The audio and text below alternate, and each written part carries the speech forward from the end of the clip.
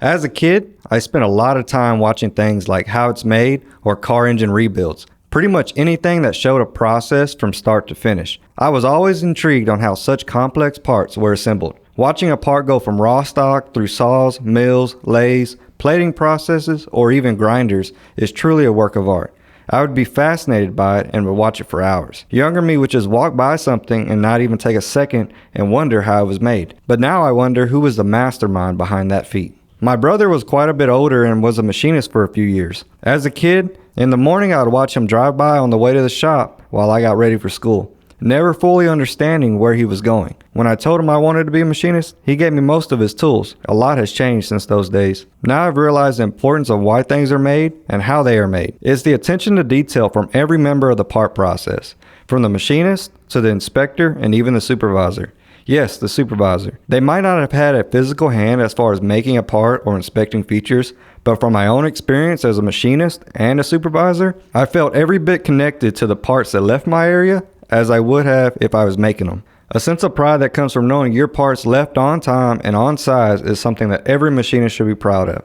Knowing your parts helped get the doctor Travis talked about get to work in a car made with your parts and deliver shots or medical implants made by other machinists is something to take pride in. The world is filled with amazing things that we take for granted every day, and in some way, shape, or form, a machinist had a hand in making those comforts. The doctor might have knowledge on how to repair a broken bone or perform open heart surgery, but he can only do so with parts made by a machinist. Someone somewhere who took the time to make sure every part left was made with attention to detail and to print. Now, is that saying that one is better than the other? No.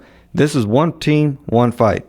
Without the machinist, the doctor wouldn't have the tools. Without the doctor, the machinist would just be making glorified paperweights or be out of a job. Attention to detail is the difference between a good part and a bad part. Questions to ask when receiving or shipping parts are: was the part packaged correctly? Was the part oiled? How about if the part had an incoming defect? Is that able to be corrected, or should we just save time by starting over? Pride in one's work gets brought up a lot, and for good reason. Reason being that every day machinists around the world create art out of bar stock, square stock, or hexagon stock, and that work gets used 24 hours a day, 365 days a year. Every day somewhere, a part is being used or waiting to be used by machinists that have created that part with their own two hands, a machine, and their skill. Without attention to detail, our parts, one, wouldn't pass inspection, much less leave the shop. The details matter from everyone involved, from programmers, machinists, inspectors, and management.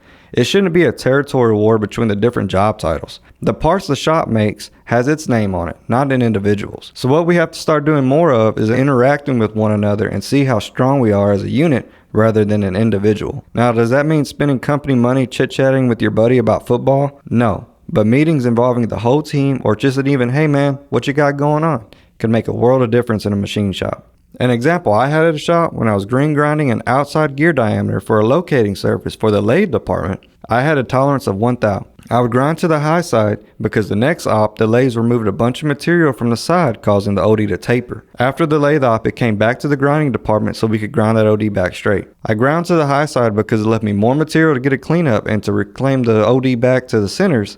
Then the part was sent back to the lathes for the opposite side. Without grinding the gear OD back straight, the lathes wouldn't be able to hold it securely in their jaws because of the taper and the forces from the cuts. I learned this through experience and passed it down to anyone running these parts. The attention to the details prevented non-cleanup and helped save parts. Working together with the lathe department helped make their jobs easier, as well as helping me out at the grind operation. The shop communication on why it had to be ground 2 times and what the lathe guys were doing helped save parts from the scrap pile and built relationships between departments.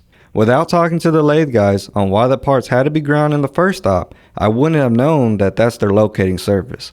Without talking to the engineers, I wouldn't have known why being ground twice was important because the parts taper from the lathes. Overall, attention to detail helped me become a better grinder and learn more about the processes of grinding and its function in a machine shop, and how my work affects others around me. Thanks for hearing my story. It's been a fun one to share. I'll see y'all next time. Check out the Grinding Academy for any info on grinding, and the store to see what tools and equipment we are using. I'm Chris from Titans of CNC. Thanks for listening.